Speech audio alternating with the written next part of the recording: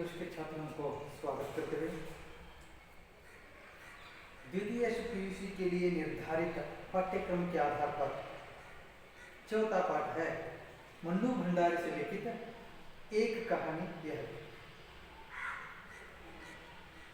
इस पाठ के आधार पर मन्नू भंडारी अपने आत्मकथा को लिखी है।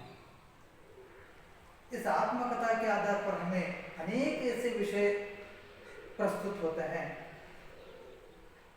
एक व्यक्ति के तो उद्धार में अगर एक व्यक्ति आगे बढ़ना चाहता है, उनकी प्रतिष्ठा जो बढ़नी चाहती है, तो उनके माता पिता, आसपास के लोग और उनके दोस्त, उनके गुरुजन, अनेक ऐसे लोग प्रभावित होते हैं। उनके प्रभाव के कारण एक व्यक्ति ऐसे ऊंचे स्थान पर चढ़ जाता है कि जो उनको मुड़कर हम देख सकते हैं। वैसे मन्नू भंडारी का जीवन वृत्तांत भी ऐसा ही है। तो पिता से तिरस्कार पाने वाली ये लड़की आगे बढ़कर पिता की प्रशंसा करना है, पिता के माध्यम से प्रशंसा के लिए ये भर्ती होती है। ऐसा एक चित्रण इनका जीवन चित्रण है। तो देखते जाएंगे मन्नू भंडारी का जो इस कहानी को YouTube के आधार पर, यानी जो इंटरनेट के आधार पर आप पहले ही इस पाठ को देख चुके हैं। डिपार्टमेंट के ओर से जो पाठ को भेजा जाता है उसको आप पहले ही देख चुके हैं, और एक बार इसको मनन करते हुए प्रश्नोत्तर पर हम चर्चा करेंगे। मन्नू जी ने एक कहानी यह भी आत्मकथा में अपने जीवन के उन व्यक्तियों और घटनाओं के प्रभाव के बारे में लिखा है जो उनके व्यक्तित्व और साहित्य पर पड़ा था। अनेक ऐसे लोग हैं जो मन्नू जी के जीवन में प्रभाव पड़े थे। मन्नू जी का जन्म एक सुशिक्षित और समृद्ध परिवार में हुआ था। तो मन्नू जी का जन्म एक सुशिक्षित परिवार में हुआ था। उनके पिता मन्नू के जन्म से पहले इंदौर में रहते थे। मन्नू जी के पिता जो यहाँ पर पहले इंदौर में रहते थे, वहाँ के प्रतिष्ठित सम्मानित नामी निवासी थे। वहाँ के कांग्रेस के साथ जुड़कर समाज सुधार का काम करते थे। वे 8-10 गरीब विद्यार्थियों को पढ़ाते थे। वे एक दरियादिल संवेदनशील आदमी थे। तो ऐसे अनेक गरीब लड़कों को मुफ्त में पढ़ाई करते थे। जो सब दान में ऐसा एक बड़ा दान है विद्यादान, मुफ्त में को पढ़ाई करते थे और राजकारण में भी सक्रिय पात्र लेते थे, और ऐसे एक दरियादिल और संवेदनशील आदमी थे। तो उनका हौसला इतना बुलंद था कि उन्होंने अकेले अंग्रेजी हिंदी शब्दकोश का निर्माण किया था। तो डिक्शनरी कहते हैं ना, ऐसा डिक्शनरी को इन्होंने जो स्वयं अकेले में अंग्रेजी और हिंदी शब्दकोश डिक्शनरी का जो उन्होंने निर्माण किया था। परंतु गिरती आर्थिक परिस्थिति और लोगों द्वारा विश्वासघात का अनुभव करने के बाद उनमें क्रोध और गुस्सा बढ़ गया था। तो ऐसे लोग आते हैं जो मित्र ही शत्रु बन जाता है, अपने जो इन्हें पीठ में छुरा भोंक लेते हैं। तब क्या करना है? दुश्मन को सामने से सामना कर सकते हैं, आगे से सामना कर सकते हैं, लेकिन साथ रहने वाले दोस्त ही दुश्मन बन जाता है। तो क्या किया जाए? वैसे ही इनके आदमी हैं जो इनके अपने लोग ही इनको बहुत जो आर्थिक झटका दिया, विश्वासघात किया। जैसे विश्वासघात किया उस दिन से इन्होंने एक क्रोधी बन गया और इनके मन में गुस्सा बढ़ता चला गया। वे सदा कीर्ति और यश की कामना करते थे, हमेशा कीर्ति और यश की कामना करते थे। तो उतना काम भी वो करते थे। तो पिता की ठीक विपरीत उसकी माँ अनपढ़ परंतु सहनशील और त्यागमयी औरत थी। जैसे पिता थे उसके विपरीत, उसके विरुद्ध कुछ गुणों को उनकी माँ पाई थी। वो तो सहनशील थे और अनपढ़ थी, त्यागमयी औरत थी। परंतु लेखिका का कहना है कि उसमें माँ के आदर्श गुण नहीं आए थे। लेखिका काली और दुबली थी। उनकी तुलना उससे 2 साल बड़ी गोरी स्वस्थ हंसमुख दीदी से लोग करते थे, जिसकी वजह से उसमें हीन भावना उत्पन्न हुई जो जीवन भर रही। माँ का एक प्रभाव इन पर नहीं पड़ा, पिता का प्रभाव इन मन्नू के ऊपर पड़ा।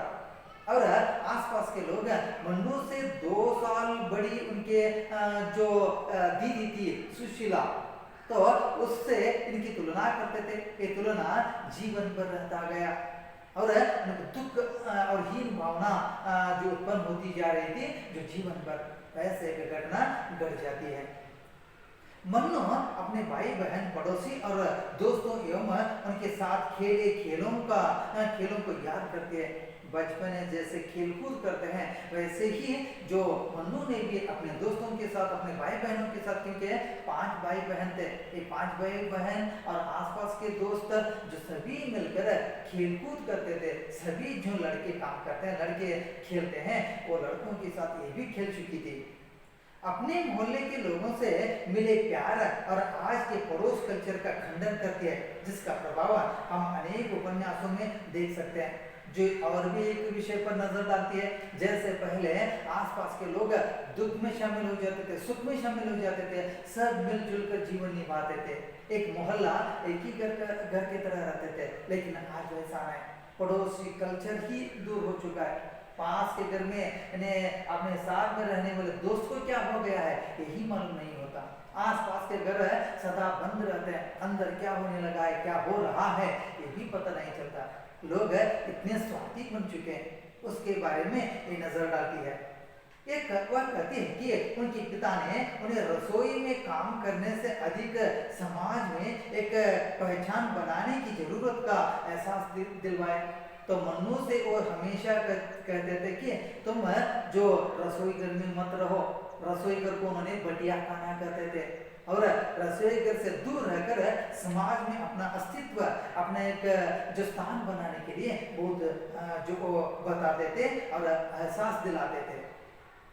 युवावस्था की दहलीज पर कदम रखते ही मन्नू पर उसकी हिंदी प्राध्यापिका शीला अग्रवाल का प्रभाव पड़ा।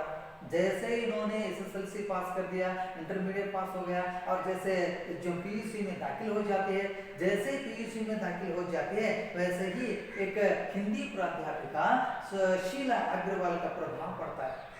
उनसे मार्गदर्शन लेकर ये अनेक ऐसे इन्हें गिने चुनकर जो पुस्तक पढ़ना शुरू कर देते, क्योंकि इससे पहले जो मन चाहता वैसे पुस्तक पढ़ती थी। लेकिन साहित्य हो या और ऐसे उपन्यास हो जो जीवन भर जो एक प्रभाव डालने वाले आत्मकथा हो, वैसे पुस्तकों को चुनकर वो पढ़ने लगी। इसका मूल कारण है शीला अग्रवाल जी।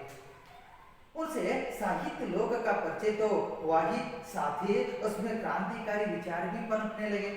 वे हड़ताल, जुलूस, प्रभात फेरी में भी भाग लेने लगी। उनके कॉलेज के प्रिंसिपल ने उन पर अनुशासनात्मक कार्रवाई करने की धमकी देकर मन्नू के पिता को पत्र लिखा था। मन्नू के भाषण देने पर जहां एक विज्ञानी व्यक्ति ने उसके पिता से शिकायत की, जबकि डॉक्टर अम्बाला ने उसकी खूब प्रशंसा की थी। जैसे इन्होंने कॉलेज में दाखिल हो जाती है और जो उनमें छिपे हुए ऐसे गुण सामने आ जाते हैं, तो एक जुलूस में वो जाती है और हड़ताल करती है और ऐसे जो लोगों यानी अपने दोस्तों के साथ मिलकर वहाँ पर प्रभात फेरी में जाती है, भाषण देती है। उस समय ब्रिटिश के विरुद्ध जो आंदोलन हो रहा था उसमें शामिल हो जाते हैं। जैसे बीच एक जो चौराहे पर खड़े होकर भाषण करती है, इस भाषण के बारे में एक विज्ञानी मित्र ने आकर मन्नू के पिता से कहा, जो पिता तो क्रोधी हो गए थे, लेकिन उसी वक्त डॉक्टर अम्बालाल जी आकर तो पिताजी के मन को शांत कर देते हैं। वो बताते हैं कि तुम्हारी बेटी बहुत होशियार है, होनहार है। तो इतना जबरदस्त भाषण कर दिया कि लोग दंग रह गए, चकित हो गए। अम्बालाल जी के बात सुनकर मन्नू के पिता के मन में भी जो एक जो शांत वातावरण उत्पन्न हो जाता है और बेटी की तरफ एक अच्छा सा भावना उत्पन्न हो जाते हैं और जो एक ऐसा गुण भी उत्पन्न हो जाता है कि मेरी पुत्री ने मेरा और भी ज्यादा ऊंचा रख दिया, मेरा मस्तक, मेरा मान बढ़ा दिया। ऐसे कुछ विचार उनके मन में आ जाते हैं। तो अम्बालाल ने उसकी खूब प्रशंसा की थी। जब मन्नू और उसके साथियों को कॉलेज से निकाला गया, तब छात्रों ने हड़दंग मचाकर दोबारा कॉलेज में 3rd ईयर में प्रवेश देने के लिए मजबूर किया था। जैसे हड़ताल करने लगी थी, कॉलेज को बंद कर दिया था और सभी मित्रों के साथ हड़ताल कर कॉलेज को बंद कर दिया था, जुलूस निकाला गया था, घोषणा कर दिया था। ये सभी देखने के बाद जो कॉलेज के प्रिंसिपल ने मन्नू के पिता से पत्र लिखा और उनको सावधान करने के लिए कहा। बाद में मन्नू और उनके साथियों को कॉलेज से निकाल दिया, लेकिन बाद में सभी छात्र मिलकर हड़दंग मचाया, स्ट्राइक किया और सभी लोग मिलाने के बाद कॉलेज के लोग फिर से प्रिंसिपल फिर से उनको 3rd ईयर में दाखिल कर देते हैं और अपना पढ़ाई शुरू कर देते। परंतु इन सब से बढ़कर खुशी थी भारत का आजाद होना। ये सभी जो काम कर दिया था, हड़दंग मचाया था, हड़ताल किया था, घोषणा कर दिया था, भाषण किया था, जो भारत को आज़ादी करने के लिए, स्वतंत्रता करने के लिए जो इन्होंने जबरदस्त भाषण किया था, ये सभी का एक जो मूल कारण है भारत को आज़ादी करना। तो जब 15 अगस्त 1947 का जो वो दिन था, इससे बढ़कर खुशी की बात और कोई नहीं था। इतना वो काम करने के बाद मन्नू भी बहुत खुश हो जाते हैं। और इस कहानी से हमें पता चलता है कि व्यक्तित्व निर्माण में परिवार के सदस्यों और जो गुरुजनों की अहम भूमिका को उजागर किया जाना। तो एक व्यक्ति आगे बढ़ना है, व्यक्ति का व्यक्तित्व निर्माण होना है, तो उनके जीवन में उनके परिवार का और परिवार के सदस्यों का और गुरुजनों का और दोस्तों का और आसपास के लोगों का, ऐसा अनेक लोगों का प्रभाव पड़ता है। उनके साथ हमारे जीवन को, हमारे व्यक्तित्व को निर्माण करना है। ऐसे जो एक व्यक्तिगत चित्रण को यहाँ पर इस पाठ के आधार पर आत्मकथा के रूप में मन्नू भंडारी जी हमारे सामने प्रस्तुत कर देते हैं। तो ये था जो मन्नू भंडारी का एक कहानी है, अभी का छोटा सा सारांश। इस पाठ के आधार पर तो अभ्यासमाला के तौर पर 1 अंक के कुछ प्रश्न हैं और भी कुछ 3 अंक के प्रश्न हैं, संदर्भ है और किसने किससे कहा है और व्याकरण भाग भी है। उसके बारे में हम चर्चा करते हुए इसको पूर्ण करेंगे। पहले 1 अंक के प्रश्न देखेंगे। तो मन्नू भंडारी का जन्म किस गांव में हुआ था? मन्नू भंडारी का जन्म भानुपुरा गांव में हुआ था। भानुपुरा गांव में मन्नू जी का जन्म हुआ था। अजमेर से पहले मन्नू के पिता कहाँ थे? अजमेर से पहले मन्नू के पिता इंदौर में रहते थे। लेखिका की बड़ी बहन का नाम लिखिए। लेखिका की बड़ी बहन का नाम है सुशीला। 5 भाई बहनों में सबसे छोटी कौन है? 5 भाई बहनों में सबसे छोटी है लेखिका मन्नू भंडारी। और अगला प्रश्न है, महानगर के प्लाट में रहने वाले लोग क्या भूल गए? तो महानगर में रहने वाले लोग पड़ोसी कल्चर भूल गए। पड़ोसी कल्चर भूल गए। और अगला प्रश्न है, पिताजी का आग्रह क्या था? पिताजी का आग्रह था कि मन्नू रसोई घर से दूर रहे। और मन्नू भंडारी को प्रभावित करने वाली हिंदी प्राध्यापिका का नाम लिखिए। मन्नू भंडारी को प्रभावित करने वाली हिंदी प्राध्यापिका का नाम है तो शीला अग्रवाल। और अगला प्रश्न है कि पिताजी रसोई घर को क्या कहते थे? पिताजी रसोई घर को भटिया खाना कहते थे। जो नवा प्रश्न है, कॉलेज से किसका पत्र आया? कॉलेज से प्रिंसिपल का पत्र आया था। 10वां प्रश्न है कि पिताजी के अंतरंग मित्र का नाम लिखिए। पिताजी के अंतरंग मित्र का नाम है कि डॉक्टर अंबालाल। तो 11वां प्रश्न है कि शताब्दी की सबसे बड़ी उपलब्धि क्या है? शताब्दी की सबसे बड़ी उपलब्धि है कि 15 अगस्त 1947 में भारत की आजादी। और अगला प्रश्न है, एक कहानी यह भी की लेखिका कौन है? एक कहानी यह भी का लेखिका का नाम है मन्नू भंडारी। ऐसे 1 अंक के लिए जब प्रश्न पूछते हैं, एक शब्द, वाक्यांश या वाक्य में उत्तर देना उचित होगा। तो आगे है 3 अंक के लिए प्रश्न, जो 3 अंक के लिए 8 से 10 पंक्ति तक उचित उत्तर लिखना जरूरत है। ऐसे जो प्रश्नों के लिए उत्तर आप ढूंढिए, पुस्तक में है और पढ़कर लिख सकते हैं, क्योंकि यहाँ उसके बारे में चर्चा करने के लिए समय ज़्यादा नहीं है। और इसके बाद देखिए, जो किसने किससे कहा, किसने किससे कहा, जो सीधा साधा यहाँ पर प्रश्न है, इसके लिए पाठ का नाम और लेखक का नाम लिखने की जरूरत नहीं है, फिर भी आप लिख सकते हैं। इस पाठ का नाम क्या है और किस पाठ लिया गया आप लिख सकते हैं। और सीधा प्रश्न है कि लौटकर बहुत कुछ गुबर निकल जाए तब बुलाना। तो इस प्रश्न को मन्नू भंडारी ने अपनी माँ से कहा। दूसरा प्रश्न है, हमारे आपके घरों की लड़कियों को शोभा देता है सब। तो इस वाक्य को एक दकियानुसी मित्र ने मन्नू के पिता से कहा। और अगला प्रश्न है, बंद करो अब इस मन्नू का घर से बाहर निकलना। तो इस प्रश्न को मन्नू के पिता ने मन्नू की माँ से कहा। और अगला प्रश्न है, I am really proud of you, doctor Ambalal ने मन्नू से कहा। तो अगला प्रश्न है, आई हैव मिस्ड समथिंग। इस प्रश्न को डॉक्टर अंबालाल जी ने मन्नू के पिता से कहा। ऐसे किसने किससे कहा प्रश्न के लिए जो सीधा साधा उत्तर देना है, किसने किससे कहा, किसने किससे कहा लिखना जरूरत है। इसके बाद है संदर्भ। संदर्भ को भी लिखना जरूरी है, इसके लिए भी 3 अंक होता है। पहले प्रसंग है, प्रसंग में पाठ का नाम और लेखक का नाम लिखना है। और संदर्भ, संदर्भ में इस संदर्भ किसने किससे कब कहा बताना है। और विवरण अथवा स्पष्टीकरण में पूरा संदर्भ का विवरण देना उचित होगा। ऐसे कुछ संदर्भ है, इसको आप देखिए और लिखिए। तो इसके बाद है जो सूचना अनुसार बदलना। सूचना अनुसार बदलने के लिए हमसे आग्रह करते हैं। और ऐसा एक प्रश्न है कि एक बहुत बड़े आर्थिक झटके के कारण वे इंदौर से अजमेर आ गए थे। ये वाक्य तो भूतकाल का है, हमें कहते हैं कि वर्तमान काल में लिखना। ऐसे वर्तमान काल में हम लिख चुके हैं।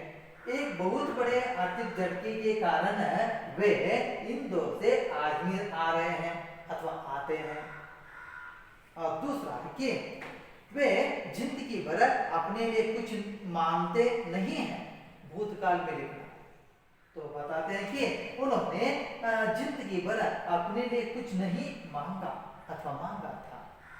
और अगला प्रश्न है कि उनका भाषण सुनते ही बधाई देता हूं। इसको भविष्य काल में लिखना है।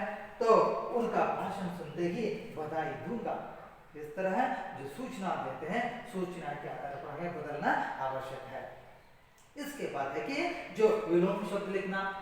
तो एक अर्थ देने वाले शब्द के विरुद्ध तो अर्थ लिखते हैं ना, वही विलोम अथवा विरुद्धार्थक है। ऐसे कुछ शब्द यहाँ पर हम देख सकते हैं कि पहला है पाप, इसका विरुद्धार्थक है पुण्य। दूसरा नैतिक, अनैतिक, सही, गलत, संभव, असंभव, सुरक्षित, असुरक्षित, सक्रिय, निष्क्रिय, व्यवस्थित, अव्यवस्थित। ऐसे जो भी यहाँ पर शब्द पूछा जाता है विरुद्धार्थ के लिए, आपको विलोम शब्द लिखने के लिए पूछा जाता है, वैसे उसका तद विरुद्ध अर्थ देने वाले विलोम शब्द लिखना आवश्यक है। इसके बाद है कि जो उपसर्ग जोड़कर नए शब्द का निर्माण करना। मूल शब्द के भी आगे एक शब्द को जोड़ना है और सभी मिलाकर जो एक नए शब्द को उत्पन्न करना है। इसलिए बताते हैं कि उपसर्ग जोड़कर नए शब्द निर्माण करना। यहाँ पर कुछ शब्द दिए थे, प्रतिष्ठित, हद, यश, क्रिया। इसमें हम जो यहाँ पर उपसर्ग जोड़ा है, उपसर्ग जोड़कर नए शब्द का निर्माण किए हैं। ऐसा पहला है कि अ प्लस प्रतिष्ठित, अप्रतिष्ठित, अ प्लस प्रतिष्ठित, अप्रतिष्ठित। वैसे ही बे प्लस हद, बेहद। वैसे ही अप प्लस यश, अपयश। उसी तरह प्र प्लस क्रिया, प्रक्रिया, अथवा स प्लस क्रिया, सक्रिया। इस तरह यहाँ पर जो हमें उपसर्ग जोड़कर नए शब्दों का निर्माण करना है। इसी तरह जो यहाँ पर मन्नू भंडारी से लिखित ये कहानी अभी पाठ के विषय को हम देख चुके हैं, छोटा सा सारांश को देखा है। और उसके साथ साथ अभ्यास माला के तौर पर 1 अंक के प्रश्न किसने किसे कहा, ये सभी 1 अंक के लिए है। 1 अंक के ऐसे जो प्रश्न को हम देखे हैं, संदर्भ और 3 अंक के प्रश्न के लिए आप पुस्तक पढ़िए। अगर आपको कोई शंका या प्रश्न हो तो हमसे पूछिए, जो प्रश्न के लिए शंका के लिए समाधान पाइए। नमस्कार।